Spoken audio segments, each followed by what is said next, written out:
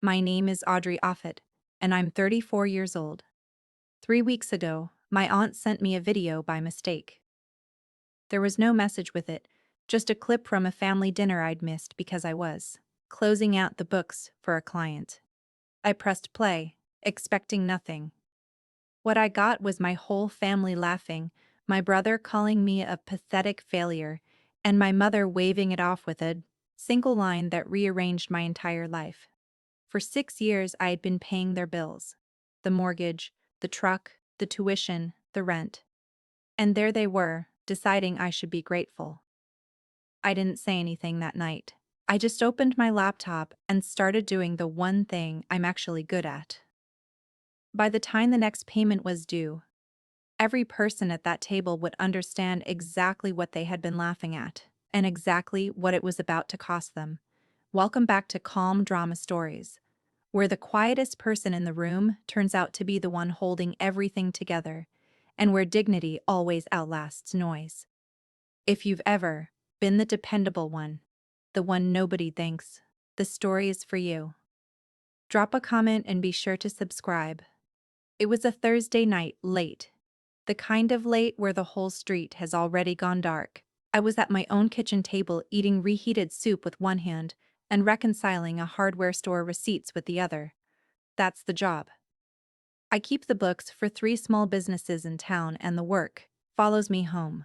My phone lit up against the counter. A text from Aunt Carol. No words, just a video file sitting there like a wrapped gift. I figured it was a forwarded clip. Maybe a dog doing something. Maybe a birthday reminder for my mother's party coming up. I wiped my hand on a dish towel and tapped it. The screen threw a cold blue light up onto the dark ceiling, and the sound came out of that tiny little speaker before the picture even sharpened. Laughter. I knew every voice in it. My mother's low and amused. My brother's, loud the way it gets after his second beer. My sister's, that quick giggle she does when she wants someone to know she agrees. The camera was angled across a dinner table I'd sat at 100 times. It was the dinner from the week before, the one I couldn't make because I was finishing a month-end close. They'd gone ahead without me. They always could. I turned the volume up. My soup went cold next to my elbow, and I didn't notice. I leaned in toward that little glowing rectangle the way you lean toward a stranger's conversation when you suddenly hear your own name in it, because I had someone in that video had just said Audrey and the table had laughed. My brother Wade was standing up with his glass. He does. That makes a toast out of nothing. Fills a room because the room is the only place he feels big. He was doing an impression of me. Hunched over, squinting, tapping at an invisible calculator. Here's to Audrey, he said, and the table was already grinning. 34. No husband, no kids, just her little numbers. A pathetic failure who's real good at adding up everyone else's money. Megan, my sister, laughed into her whine. Be nice, she said in the voice people use when they mean the opposite. And then my mother, Lorraine, at the head of the table, the way she's always at the head of every table, lifted one hand to settle them down like she was the reasonable one. Oh, leave her alone, she said. She's fine, she should be grateful. At least the money gives her something to feel useful about. The whole table broke open at that. Real laughter. The easy kind. The kind that only happens when nobody at the table thinks the person they're talking about will ever hear it. I watched my aunt, Carol, on the edge of the frame. She laughed too, but her eyes went down to her plate and stayed there. I sat in my dark kitchen and I waited to cry because that's what you do, isn't it? The tears didn't come. Something colder came instead. Something quiet and level, like a balanced sheet that finally has both columns filled in.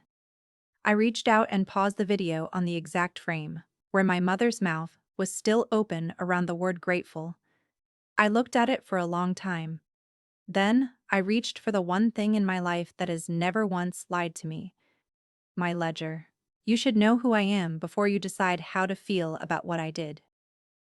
I'm a bookkeeper. I do the books for a hardware store, a veterinary clinic, and a little bakery on Main Street that would have closed 2 winters ago if I hadn't caught what the last guy missed. I taught myself most of it, then made it official with night classes at the community college while I worked days. Nobody handed me a client. I earned everyone by never being off by a penny. People trust me because numbers don't have feelings, and neither do I. At least not on the page. That's where I'm good. People are the part I never got the hang of. When I think hard, I click the cap of my pen over and over. A little metronome my coworkers tease me about. I was clicking it that night without realizing. Here's the thing I'll admit, because the whole story falls apart if I don't. I have a weakness, and it isn't softness. It's the opposite. I carry things before anyone has to ask. Bill comes due. I pay it. Problem shows up, I solve it quietly alone at this same table at midnight. I never learned how to need anybody. So, I made myself the one everybody needed. I told myself that was strength. I'm good with numbers. I'm worse with people who treat kindness like a subscription they forgot they signed up for. And my family had been on that subscription for 6 years. I just hadn't sent them the bill yet. It started with the house. 6 years ago, my father died fast, the way the strong ones sometimes go. And he left behind the home I grew up in and a mortgage he'd been quietly losing the fight against. The bank sent the kind of letters you don't show people. My mother couldn't qualify to refinance on her own. She hadn't worked in 30 years. WDE's credit was a crime scene. Megan didn't have an income to put on a form. So, the bank looked at the four of us and found exactly one person whose name made the math work. Mine. I sat down with a loan officer and I bought the house. My name on the deed, my name on the new mortgage, my signature on every page that mattered. My mother got to stay in her home and never pack a single dish. That's what I wanted. I didn't do it to own anything. I did it so my mother wouldn't be the woman whose house got taken the same year she became a widow. Everyone in the family knew I handled the house. That's the phrase they used. Handled like I'd called a plumber. They'd say it at parties. Audrey took care of the house thing. Light, breezy. A footnote. Not one of them in 6 years ever asked whose name was on the title. They didn't want to know. Knowing would have meant the house wasn't really my mother's anymore. And the story they liked best was the one where Lorraine had held everything together through hard times all by herself. I let them have that story. I was the footnote who paid the mortgage on the home where they all gathered to laugh at me. The house was just the foundation. After that, the rest came on like water finding cracks. Wade's truck loan when his landscaping business went under for the second time, and the bank was about to take the one thing he needed to work. My niece and nephew's tuition at the private school. Megan insisted they couldn't possibly leave in the middle of everything. Megan's rent after she and her husband split up, and she just needed a year to land on her feet. That year turned into 4, and my mother, of course, the steady drip of her, the electric bill, the medication co-pays, the property taxes on the house I already owned. Every month, it was the same ritual. The first of the month, I'd sit down at this table with my coffee and my spreadsheet, and I'd move money. Click, transfer, confirm. Click, transfer, confirm. Wade, Megan, the school, the utility company, my mother. I never made a show of it. I never posted about it. Never brought it up at dinner. Never once said the words out loud. I just did it the way you'd water a plant. Except the plant kept growing teeth. I had a column for each of them, in my own private file, the way I'd track any account. But I'd never run the total 6 years of numbers, and I had never once highlighted the whole column and let the sum appear at the bottom because some part of me knew the number would be a mirror, and I wasn't ready to see what was in it. Adding it up felt like admitting something. So I didn't until the night my family told me on video that I should be grateful for the privilege. I know what you're thinking. How does a smart woman, a woman who does this for a living, let it go on for 6 years? It's a fair question, and I've asked it of myself at 2 in the morning more times than I'll admit. So let me be clear about something. I wasn't blind. I tried. About 3 years in, I sat Wade down and asked gently, if he could pick up even part of the kids' tuition now that he was working again. My mother heard about it before I'd finished my coffee. She called and cut me off mid-sentence. "Your brother is drowning, Audrey. You're the strong one, don't you dare make this about you." So I dropped it. Another time, I asked if we could all sit down together and talk about the family finances. Just talk. And the meeting I scheduled had exactly one person at it. Me. I kept paying, but not because I was a fool. I kept paying because the alternative had a face. Stop the tuition mid-year and a 9-year-old gets pulled out of school in front of his friends. Stop the mortgage, and my mother, a widow, loses the house she'd buried my father from. Those weren't abstractions, they were real people who would really be hurt. And I was the only adult in the room who seemed to understand that, so I told myself the story everyone in my position tells themselves. I told myself that underneath the taking, they loved me, that the gratitude was just buried, somewhere I couldn't see it. That's the lie I lived on. And the video, when it finally came, was merciful in exactly one way. It took that last lie away from me, for good. I didn't sleep much, but in the morning, I still made coffee, because I'm not the type who lets the ground fall out from under a Tuesday. I sat down at the table. I opened the laptop, and my hand stopped, hovering over the spreadsheet where I keep the recurring transfers, the ones that fire off on the first of every month like clockwork. The next round was due on the first. I counted the days on the calendar by the fridge, 19 of them. And then I noticed something that made the back of my neck go cold, in a way the video hadn't. The first of the month fell on a Saturday this year, the same Saturday as my mother's 60th birthday party. The party I was paying for. The party where the whole family and half the town would gather in the church hall to celebrate Lorraine Offit holding her family together through hard times. I sat there with my coffee going cold for the second night in a row, and for the first time, in 6 years, I did not click transfer. I opened a fresh tab instead. I pulled up 6 years of bank history, every account, every statement, and I started to read it the way I read a client's books when something feels off. I want to be honest with you about what this was. I wasn't planning revenge. I genuinely wasn't. I was doing an audit. There is a difference between those two things. But by the time I was finished, I'm not sure even I could have told you where one ended and the other began. That weekend, I watched the video again. Not to wallow, to audit it. The same as the numbers. I scrubbed it frame by frame in the blue light of my phone, pausing on each face the way you'd flag a suspicious entry. I wanted to know exactly who was in this and how deep. Wade was the loudest. No surprise, he was the one on his feet doing the impression. Megan was the chorus laughing on cue. The way she's laughed on cue her whole life to stay on the right side of whoever's holding court. My mother was the conductor. One raised hand, and they all settled. One dry remark, and they all laughed. She should be grateful. She didn't even raise her voice to land it. And then there was Aunt Carol, half out of frame, holding the phone. She was the one filming. She laughed when the others laughed, a beat late every time, her eyes dropping to her plate after. I watched her hand the camera angle around the table, and I realized something that stopped me cold. Carol filmed this, and then Carol 3 days later sent it to me. No caption. No. Oops, just sent the whole thing straight to the one person it would gut. I sat back in my chair and clicked my pen, slow thinking.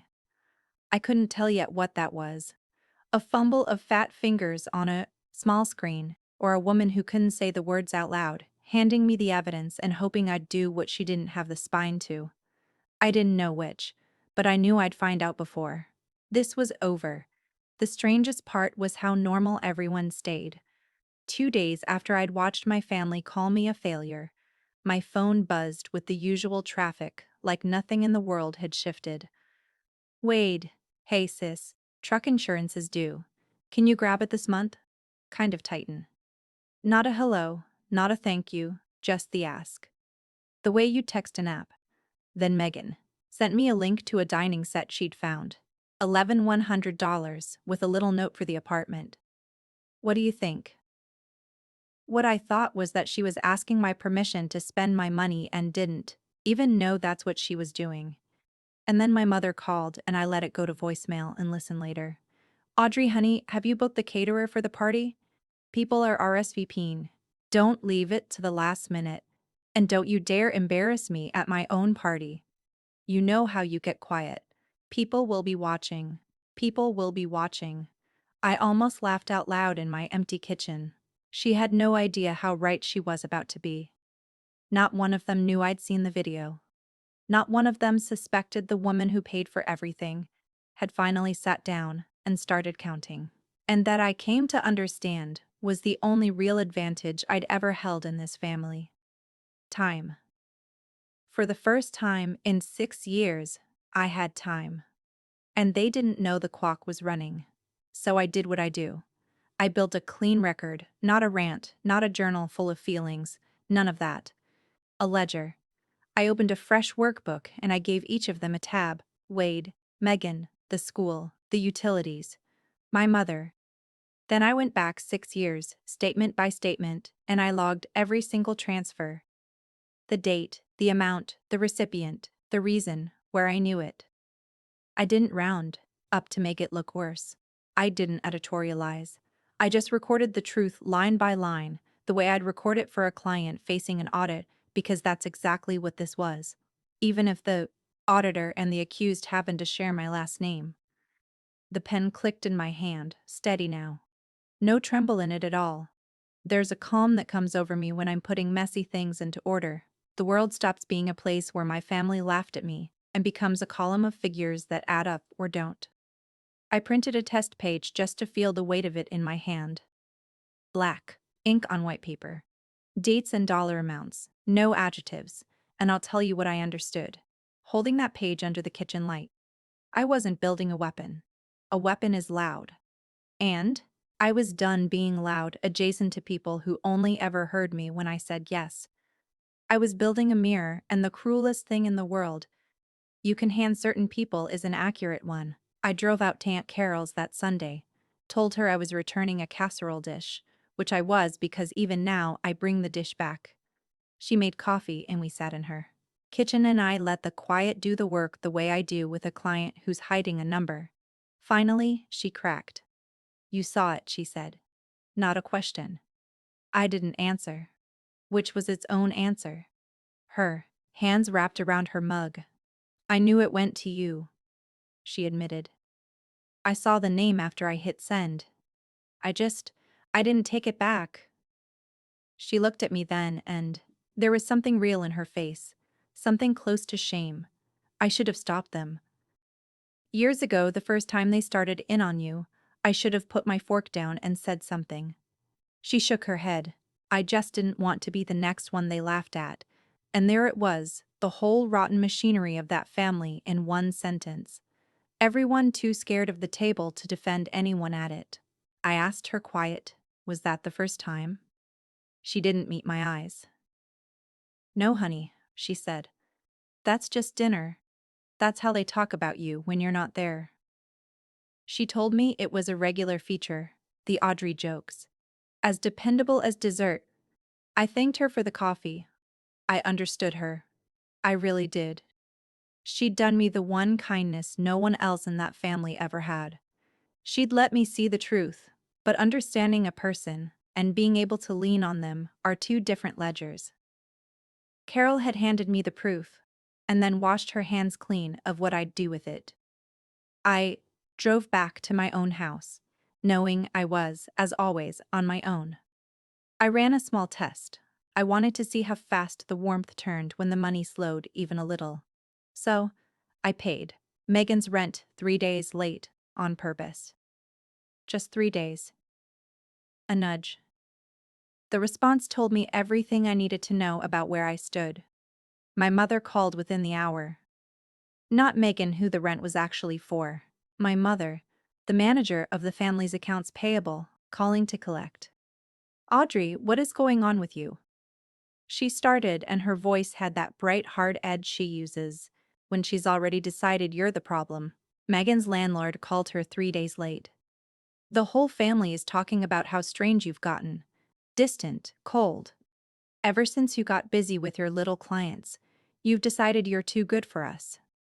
I held the phone away from my ear and just looked at it. 3 days.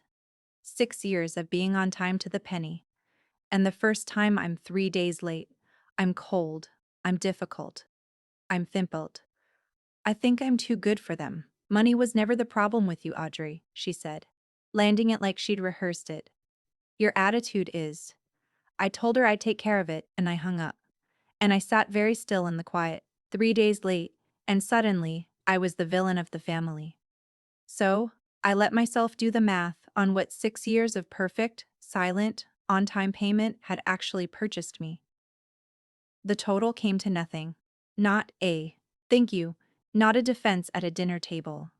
Nothing but the standing right to keep being on time. That was the night I went to the file cabinet. I keep my real records in a gray metal cabinet in the corner of my home office. The boring kind. The kind that holds the actual spine of a life. Bottom drawer.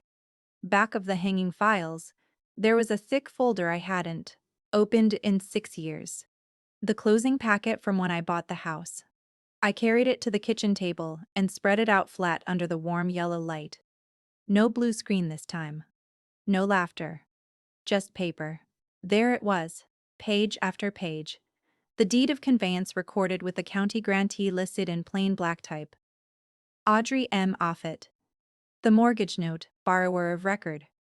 Audrey M. Offit. Signed and dated 6 years back. The closing statement, the escrow disclosures, the title insurance, the whole architecture of ownership, and my name on every load-bearing page of it. I sat there and ran my thumb down the deed. I'd always known this, of course. I'd signed it, but knowing a thing and looking at the proof of it laid out on your own kitchen table are different. The house everyone in my family called Mom's house. The house where they had gathered to laugh at me. The house my mother told the whole town she'd held on to through her own strength. That house was legally, completely, undeniably mine. I'd been the owner and the tenant of my own family's contempt at the same time. I'd paid for the roof they sat under while they decided I was a failure. I clicked my pen once, set it down on the deed, and I felt the last of the fog burn off. I wasn't confused anymore about what I was going to do. I just had to decide how to do it so cleanly that no one could ever call it cruelty. The next morning, I did the thing I'd avoided for 6 years. I went back to the workbook, the one with a tab for each of them, and I highlighted the whole column, every transfer, every account, and I let the spreadsheet do what spreadsheets do. The total appeared at the bottom of the screen. I'm not going to say the number out loud here because the number isn't really the point. And anyway, it was large enough that saying it would just sound like bragging, and I have spent my whole life not bragging. But I'll tell you, it was a house several times over. It was a retirement I didn't have. It was bigger than I'd feared, and I'd feared a lot. And here's the strange part. I didn't cry about the money. The money was just numbers. And numbers don't hurt me. What got me sitting there with that total glowing at me was the time. 6 years of Friday nights I'd said no to, of dates I'd kennelled to finish someone else's month end, of vacations I never took because the first of the month always came. I cried for about 4 minutes. I let myself. Then I wiped my face with the back of my hand the way my father used to, and I was done because crying is just a feeling and a feeling isn't a plan.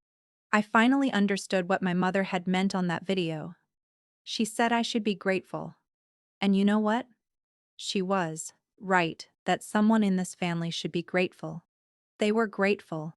Every single one of them was deeply, quietly grateful for exactly one thing. That in 6 years I had never once added up the total. If you've ever sat with a number you were afraid to add up, the real cost of being everyone's safety net, then you already know how I felt at that table. Stay with me. What I did next wasn't loud and it wasn't cruel. It was just honest. If this is hitting a little too close to home, leave a comment and tell me about it. And subscribe so you don't miss how it ends. The first real test came from Wade. His truck insurance text was still sitting there. The one with no hello in it. Before, I'd have paid it inside an hour and never mentioned it.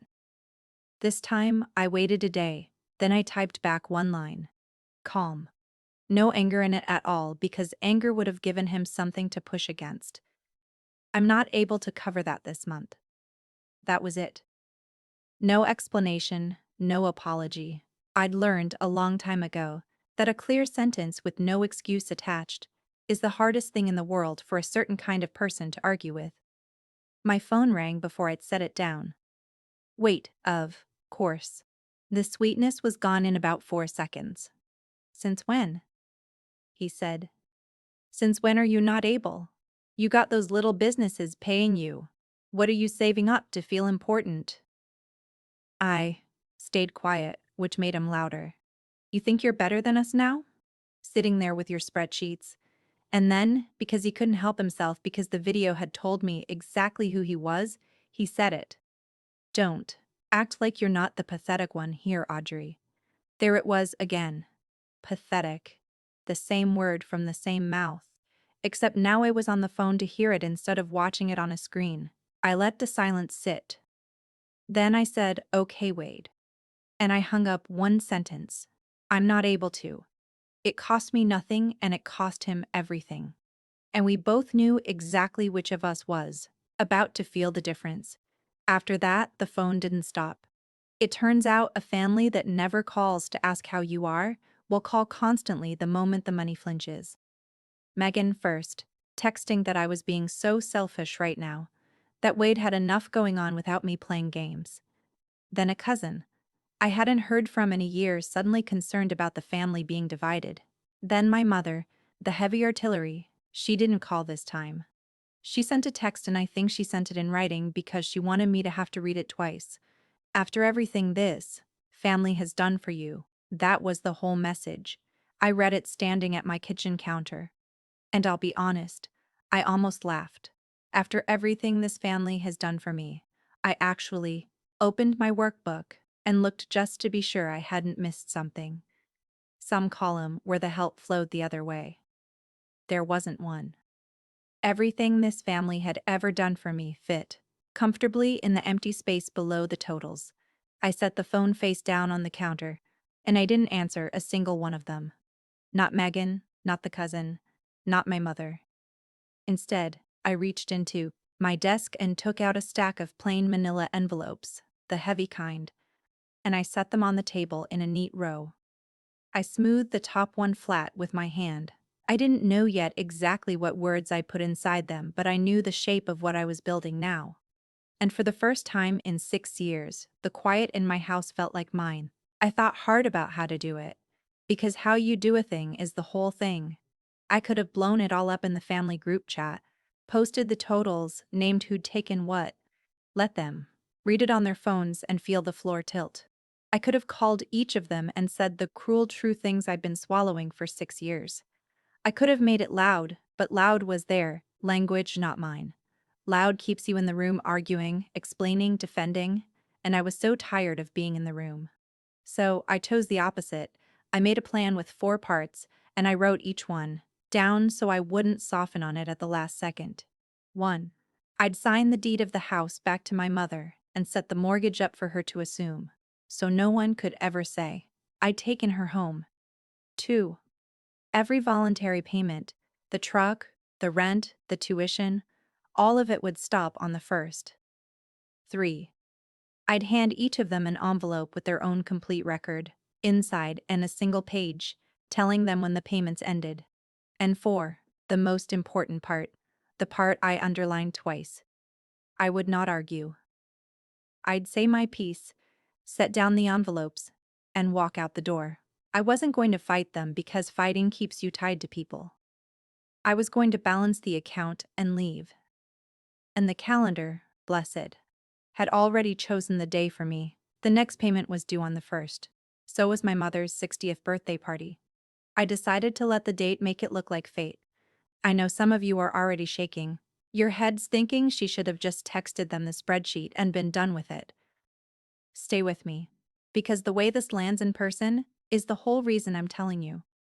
If you've ever had to set a boundary with people who only respect you when you're useful, You'll want to see how this goes. Drop a comment, hit subscribe, and let's get to that party. I didn't do any of it on emotion. I'm a bookkeeper. I do things in the right order or I don't do them. First, I called a friend of mine, a CPA I trust, and ran the whole shape of it past her. No names, just the structure. Then, I sat down with a real estate attorney here in town for an hour, and I paid her for that hour like I pay for everything. She walked me through it plainly. The house was mine, free to deed however I wanted. I could transfer it to my mother. But she warned me. And I'd already known this. Deeding the house didn't erase the mortgage. The loan was still in my name unless my mother could qualify to assume it or refinance it herself. If she couldn't, she'd have to sell or find a way to carry it. The price tag came with the gift. The attorney looked at me carefully when she said that part. The way people do when they're checking whether you understand what you're choosing. I told her I understood completely. I wasn't trying to trap my mother. I was trying to hand her, finally, the actual weight of the house she'd spent 6 years pretending she carried alone. Let her feel what it really costs. Let her decide what to do with it as a grown woman, the way I'd had to. As for the rest, the truck and the rent and the tuition, those were gifts. The lawyer confirmed. And gifts can stop the day you decide they stop. No notice required, though I'd give fair notice anyway because I'm not the one who behaves badly in this story.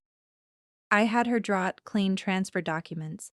I wrote a single plain letter to go with each envelope. No feelings in it, just facts and dates. Facts have never needed my help to hurt. The party machine ground on around me, and the whole thing ran on one quiet assumption that Audrey would handle it. Of course, I was paying for the hall. I put the deposit down on the church fellowship hall months ago, before any of this, back when I still thought silence and money were the price of being loved. I was paying the caterer too. And there was a second assumption layered under the first, the one that made my jaw tighten every time I thought about it.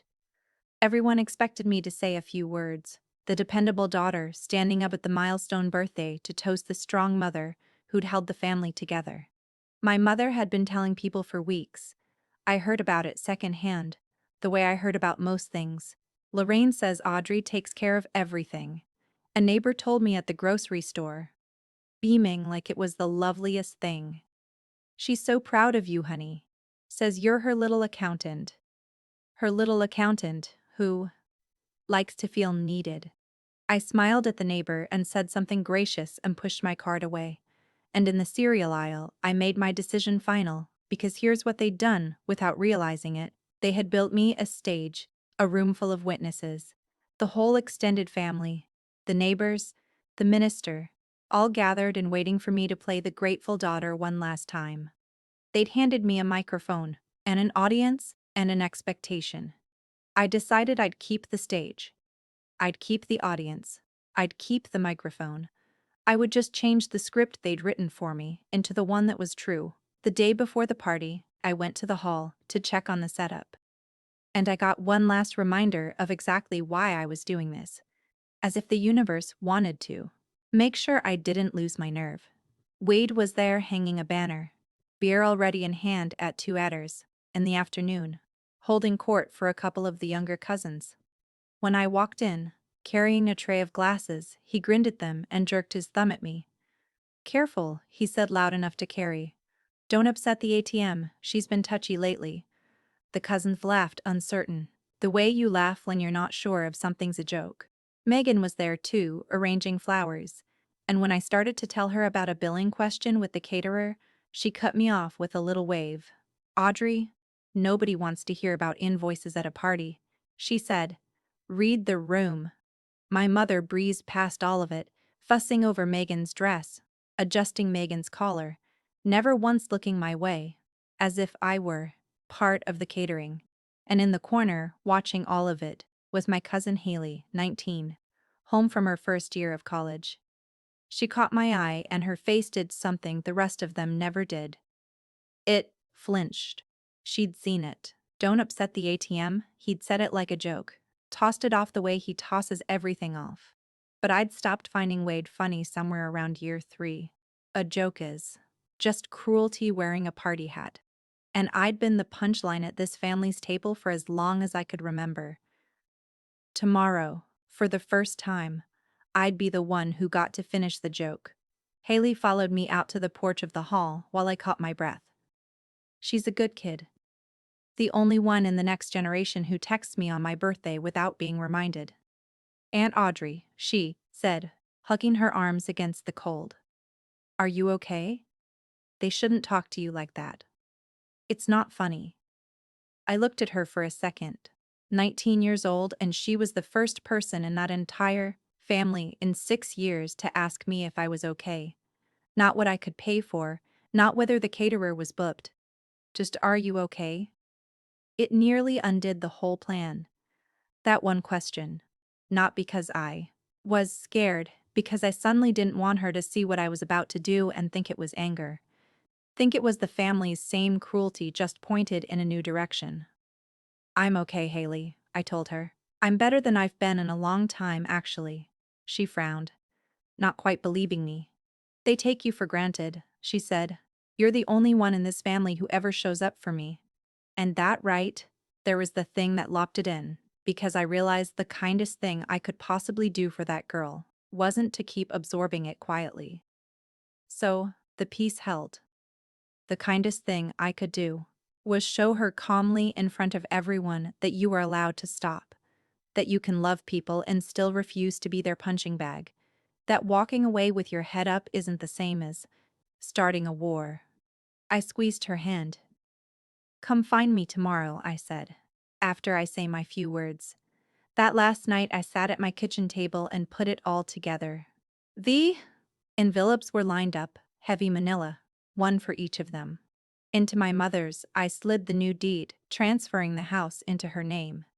The letter from the attorney explaining the mortgage would now be hers to assume or refinance in her ledger, 6 years of every dollar totaled at the bottom. Into WDE's, his own column, the truck, the insurance, the loans I'd quietly cleared with the date the payments would end into Megan's 4 years of rent and a dining set's worth of, what do you think's, on the same date. I sealed each one and wrote the name on the front in my steady, bookkeeper's hand. My pen moved without a tremor. I signed the letters, one click of the cap between each signature, the sound filling the quiet kitchen like a slow clock. My phone sat face down on the table the whole time, dark, and I never once turned it over to watch that video again. I didn't need to. I had it memorized. And anyway, the laughing was about to stop mattering. 4 envelopes, no speech to memorize, no big confrontation rehearsed in the mirror. I'd spent 6 years saying yes to these people without ever saying a single word about it. I figured I could say no the exact same way, quietly, completely in writing, so it couldn't be argued with. I turned off the kitchen light and went to bed. And for the first night in 3 weeks, I slept the whole way through. The church hall was full by 4. It looked the way those rooms always look. Folding tables in rows, a sheet cake under fluorescent light, a banner that said 60 and fabulous with the glitter already shedding onto the floor. My whole extended family was there, aunts and uncles and second cousins, plus half the neighborhood and the minister and his wife. My mother held court near the cake in a new dress, accepting her birthday like tribute, telling anyone who'd listened the story she loved most.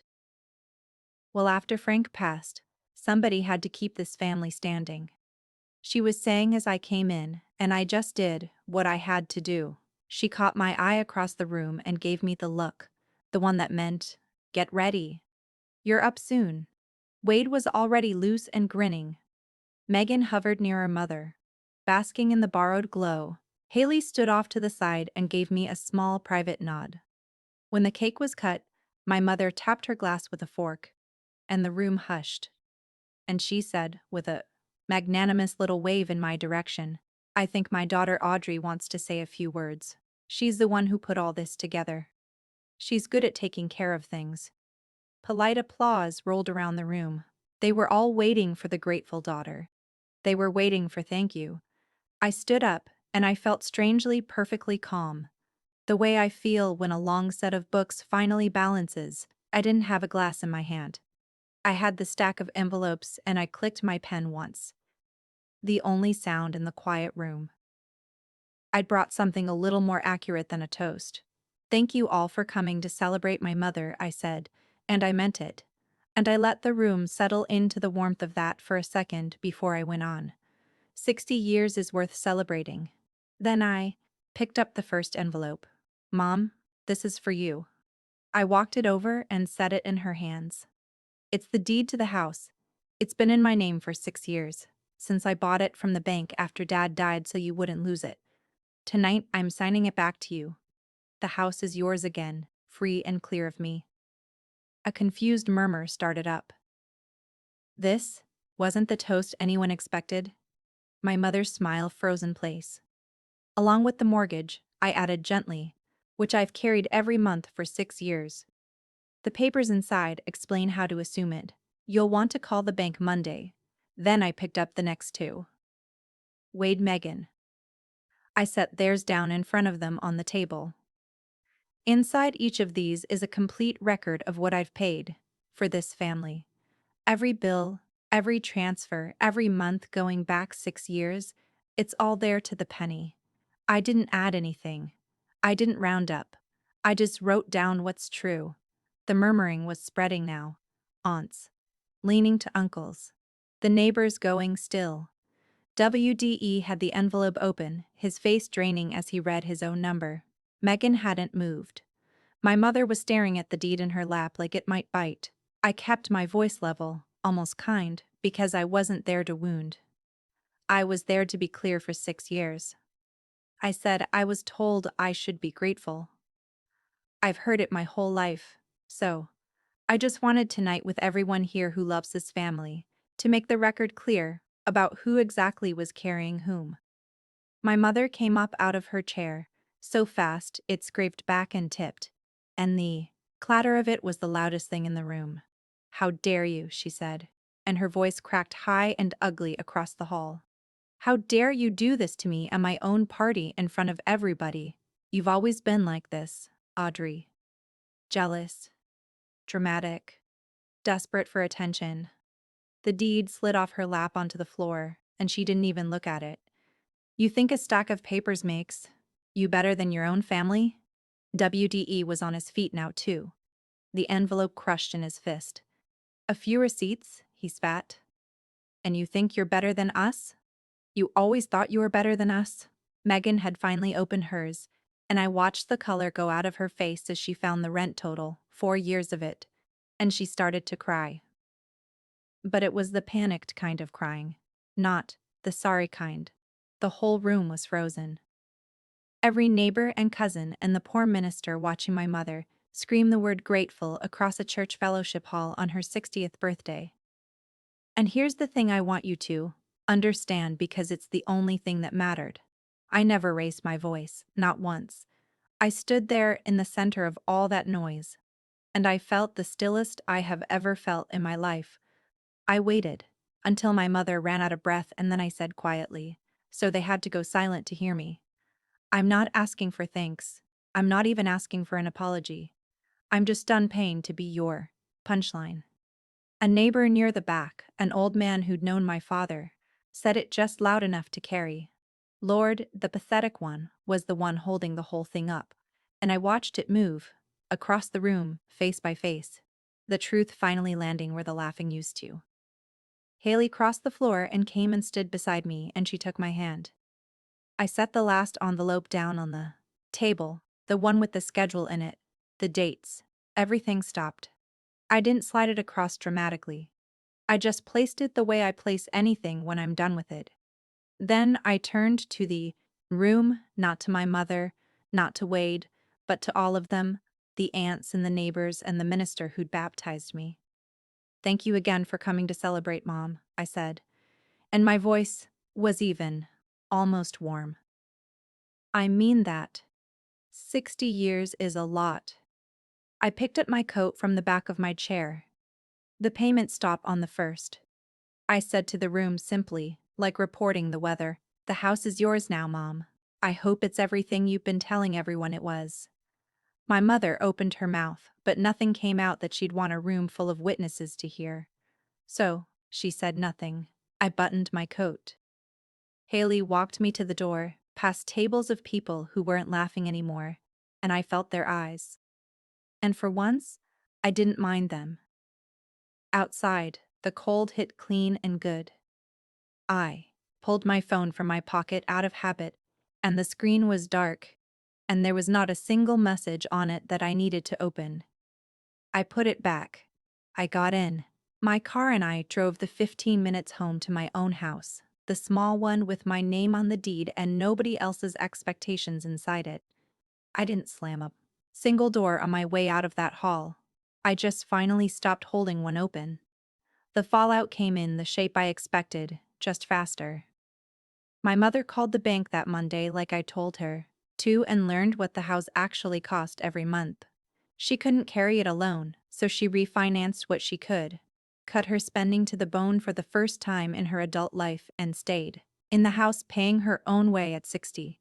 WDE sold the truck within a month. Turns out he could have been making the payments himself for years. He just never had to. Megan moved to a smaller apartment across town, and last I heard took a part-time job at the front desk of a dentist's office, her first real work in years. And the story they told, of course, was that I'd abandoned my family, that I'd humiliated my poor widowed mother at her own birthday. Some relatives believed it. The ones who weren't in the room. The ones who were in the room who'd watched my mother scream and read the totals over WDE's shoulder. Those people went quiet and a little careful around her after that. I didn't defend myself to anybody. I'd learned that lesson finally. The ledger said everything I needed to say, and it didn't need my help. When one aunt called to lecture me about forgiveness and family and being the bigger person, I didn't argue. I just said this isn't something I'm looking for input on, and I wished her good night and I hung up. It's a complete sentence, that one. I recommend it. It closes an account faster than anything I know. Life got quieter, and then it got good. I took on 2 new clients because for the first time in 6 years I had the bandwidth, the money, and the evenings. I took a whole weekend off and drove up to the lake and didn't bring a single spreadsheet. I'd forgotten what my own time felt like in my hands. About a month after the party, my phone buzzed with a text from Aunt Carol. Just one line. "You did the right thing." I'm sorry I didn't. I looked at it for a while. It was true. And it was real. And it cost her something to send. But it wasn't enough to undo years of laughing a beat late and looking down at her plate. And we both knew that. So I wrote back. "Thank you, Carol. I appreciate it." And I left it there. I didn't invite her back into my life. Understanding a person doesn't obligate you to keep paying their tab in money or in chances. The one relationship I did keep was Haley. She calls me now, not when she needs something, just to talk. And sometimes she drives over and we make dinner and she tells me about school. It goes both ways. The way it's supposed to. That's the only ledger I keep with family anymore. The kind where both columns actually fill in. The rest of them have my number. They know where I live. They know the door isn't locked exactly. It's just that I'm not standing in it holding it open with my own 2 hands anymore. If they want to come through it, they can do what I did. They can carry their own weight. I learned something at that party I wish I'd known at 28. Generosity isn't a debt the people you love get to collect from you forever. And the day you finally sit down and balance the account, you find out very quickly who valued you and who only ever valued the money. That's my story. 6 years of silence, 4 envelopes, and 1 birthday that finally told the truth. If you've ever been the one quietly keeping everyone afloat, the dependable one nobody bothers to thank, let this be your sign. You're allowed to stop. You can set the weight down and still be a good person.